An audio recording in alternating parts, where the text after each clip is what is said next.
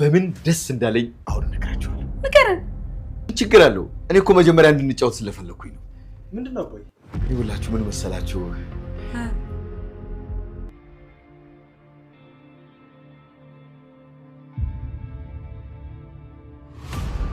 የደረጀ ቤተሰብ ከፍቅር ወደ ለቅሶ ተቀይሯል። አቶ ደረጀ በስካር ምክንያት ሁሉንም ነገር ተናገረ። አሁን ላይ ባለቤቱ ሁኔታ ሁላ ገርሟታል፣ ግራም ያጋብቷታል። ልጅቱስ ማናት? የምን ልጅ ነው የሚያወራው?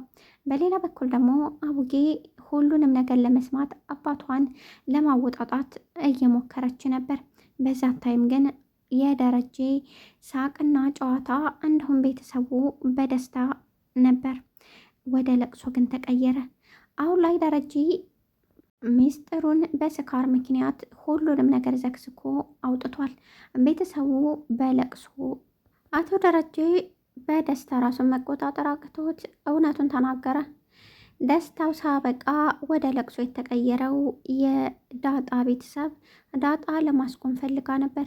ነገር ግን ልጄን ስላገኘኋት ነው በማለት ነበር የተናገረው። ሰላም ቻናሌ ቤተሰቦች፣ ቻናሌን ላይክ ሰብስክራይብ በማድረግ ቤተሰብ የሆኑ ይክሩ ሀብታሙ ብላችሁ ቤተሰብ አድርጎኝ። አሁን ላይ አቶ ደረጀ ልጁን ለአመታት ከሰራተኛዋ የወለደውን ልጅ ለአመታት ረስቷት ነበር። በእርግጥ እንደፈለጋትና ምንም ነገር ረስቷት እንደማያውቅ ትዳሩን ለማትረፍ ሲል ጎዳና ላይ ወንድሙ አንስቶ እንደ ጣላት በተደጋጋሚ አውርቷል። ከዚህ በፊት በነገሮች እንጂ ተመርምራ ምንም አይነት ምርመራ አላደረጉም ነበር። አሁን ግን ሙሉ ምርመራ አድርገው ዳጣ የሱ ልጅ እንደሆነችና ለአመታት ሲፈልጋት የነበረችው እንዲሁም እሱ በስህተት ጎዳና ላይ ወንድሙ የጣለዋን ልጅ ዳጣን አግኝቷል። ይህም በሰማ ታይም ራሱን መቆጣጠር አቅቶት ከመኪና ወርዶ በጣም እያቀፈ እየሳማት ነበር። ዳጣም በጣም ጮኻለች እያለቀሰች፣ አባዬ እውነት ነው ወይ የኔ አባት? አንተ አባቴ ሆንክ? በቃ እኔ እኮ ተናግሬ ነበር፣ በቃ አባቴን አገኘሁ እያለች በጣም ታለቅስ ነበር። ከዚያ በኋላ ከመኪና ወርዶ አቀፋት።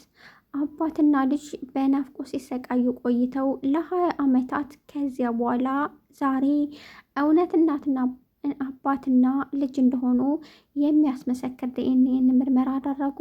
በዛ ምክንያትም ደስታቸው ሙሉ ሆነ። ይህንን የሰማችሁ ሰላምዬ የሰማችውን ነገር ማመን አቅቷታል። እኔ ዛሬ ደስ ያለኝ ልጄን ሲል አሁንም ሰላምዬ ልጇ እንደሞተች አታስብም። የሆነ ጊዜ ትመጣለች ብላ ለ20 ዓመታት ጠብቃን ነበር። ነገር ግን ሰላምዬ ምንም ነገር አሁንም ቢሆን የእናት አንጀት ስለሆነ የሆነ ዳጣን የምትጠረጥረው ነገር አለ። ነገር ግን ዳጣ እየሮጠች ለማትረፍ ነገሮችን ለመለወጥ ሞክራ ነበር። ነገር ግን በፍጹም ማስቆም አልቻለችም። እኔ ዛሬ ደስ ያለኝ ልጄን ስላገኘሁ ነው። ለአመታት ስፈልጋትና ስጓጓት የነበረዋን ልጄን አገኘኋት። በዚያ ምክንያት ነው ደስ ያለኝ ብሎ ነበር የተናገረው በስካር። አረ ዝም ብሎ ነው ብላ ወደ ክላሱ ለመውሰድ አስባ ነበር። ነገር ግን ባለቤቱ በጣም አፍቃሪና ታማኝ ከመሆኗ የተነሳ ምን እያልክ ነው እያለች በጣም ግራ ገባት። በአንድ በኩልም ጠጥቶ ነው ትላለች፣ በሌላ በኩል ደግሞ እንዴት ምንድን ነው ከየት የመጣ ልጅ ነው በማለት ነበር ጥያቄ የሆነባት። ለ20 ዓመታት ስጠብቃት የነበረችውና 20 ዓመት ሙሉ እሷን ስጓጓላት የነበረችውን ልጄን ያገኘኋት። እኔ በጣም ደስ ብሎኛል። ዛሬ የራሴን መቆጣጠር ያቃተኝ ነገር ይሄ ነው ሲል ሰላምዬ አይኗ ፍጥጥ፣ ሰውነቷ በጣም ከዳት። ለመናገር እንኳ ምንም አይነት ቃላት አጣች። ምክንያቱም ለ20 ዓመታት ስጠብቃት የነበረችው ልጇ አሁን በህይወት እንዳለች የእሷ ልጅ እንደሆነች በደንብ ስለምታውቅ ይመስለኛል። ዳጣ እየሮጠች ዳ ወደ ክላሱ ለማስገባት ፈልጋ ነበር። ነገር ግን አቢጌ ያስቆመቻት። አቢጌ አደገኛና በጣም ክፉ ሴት ናት። ምንም ከማድረግ ወደኋላ አይላትም። ለዛም ይመስለኛል አቢጌ አሁን ላይ ምንም ነገር ለማድረግ ራሷን ያዘጋጀችው። ተከትላ ወደ አባቷ ክላስ ለመግባት ችላለች። ነገር ግን ዳጣ ወርውራ አስወጣቻት። አሁን ምንም ማድረግ አልቻለችም። አባቴ ለመጨረሻ ጊዜ ትዳሩን ሊለያይ ነው፣ በእኔ ምክንያት ደግሞ መሆን የለበትም ብላ ዳጣ ለማስቆም አስባ ነበር። ነገር ግን ምንም የሚቆምበት ነገር የለም። ሁሉንም ነገር ተናገረ። ዳጣ የእሱ ልጅ እንደሆነ ሳይሆን ልጄን አግኝቻታለሁ። ልጄ ለ20 ዓመታት ስጠብቃት የነበረችው ልጅ አገኘኋት። ለ20 ዓመት ማንን እንደሆነ በምን ግራ አጋቧቸው። አብጌ ግን ነገሮችን እንዲህ በቀላሉ የምትለቅ ስላላደለች ከ20 ዓመታት በፊት የተውካት ልጅ ማናት? እዚህ ሳለች እነግርሻለሁኝ ልጄ እያለ በተደጋጋሚ ለመናገር ሞክሮ ነበር። ነገር ግን ልጅቷ ማን እንደሆነችና የት እንዳለች በፍጹም እንዲናገር ዳጣ አልፈቀደችለትም። ዳጣ ይህንን ያደረገችበት ምክንያት ቤተሰቡ ትዳሩና ከሁሉ ነገር ይለያያል ብላ ስላሰበች አንድም ነገር ለመናገር ዝግጁ እንዳይሆን አድርገዋለች። በሌላ በኩል በጣም ደስተኛና ቤቱ በደስታ የተሞላ ሲሆን ያየው ናታን በጣም ደስ አለው። አቢጌ ከእሱ ጋር እንዲጨፍር አድርገው ነበር።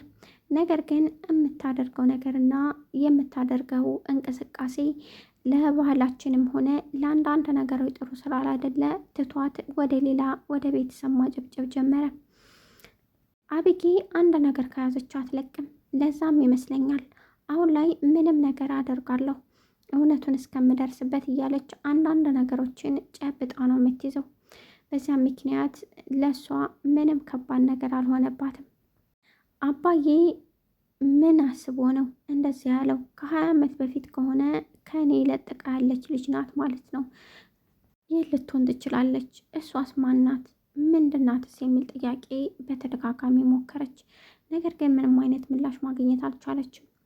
አሁን ላይ ግን የፈለገ ቢሆን ሊያመልጠኝ አይገባም። ሁሉንም ነገር እደርስበታለሁ። ምክንያቱም እኔ አብጌ ነኝ። አንድም ነገር አምልጦኝ አያውቅም በማለት ራሷን ማሞካሸት ቀጥላለች። ናታን ከዳጣ ጋራ ፍቅሩን እንዲገልጽላትና አንዳንድ ነገሮችን አስቦ ነበር። ነገር ግን አብጌ በእያንዳንዱ ነገር ዳጣን ስለምታሰቃያት ዳጣ ደግሞ እሷን ማስከፋት አልፈለገችም እንጂ ምንም ነገር እንደምታደርጋትና ደህና አርጋ እንደምትገርፋት በደንብ ታውቃለች። እህቷን ግን ማስከፋት አልፈለገችም። እህቷ እንዳልሆነችና አሁን ላይ ምንም ነገር ከማድረግ ወደኋላ እንደማይላት በደንብ አውቃለች። አሁን ፍንጩ ልጁ የማን ነው ልጅ የሚለውን ነገር ግራ አጋብቷታል። እንደዚህ ሊከራከርለትና እንደዚህ ሊሆንለት የፈለገው ልጅ ማን ነው? ለምንስ ነው ልጄ ዛሬ ልጄን ደስተኛ ናት፣ በዛ ምክንያት ነው እኔ ደስተኛ የሆንኩት ያለው ለምንድን ነው የሚለው ጥያቄዎች ከአብጌ ጋር በፍጹም መቋረጣቸውን አልተውም። ምክንያቱም ልጅቷ አብጌ ናት። ምንም ነገር ከማድረግ ወደኋላ አትልም። ባለቤቱ የአብጌ እናት በጣም መልካምና በጣም ለትዳሯ፣ ለቤተሰቦቿ፣ ለልጆቿ በስነ ምግባር የምትኖር ናት። በዛ ላይ ደግሞ መክረዋ አሁን ላይ ሁሉም ነገር ግን ተዘበራርቋል።